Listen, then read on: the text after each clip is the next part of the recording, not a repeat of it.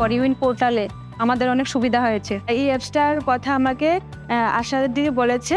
মার আধার কার্ড বা voter card বা রেশন কার্ড যে কোনো একটা আইডি কার্ডের মাধ্যমে ওনাদের রেজিস্ট্রেশন করি।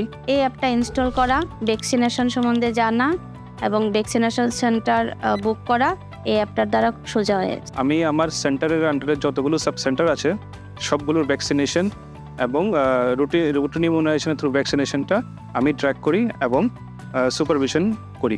আগে অনেক রকমের অসুবিধা হতো, বাড়ির থেকে বাইরে কাগজ আনতাম না, ফাইল আনতাম না, টিকার ডেট ভুলে যেতাম।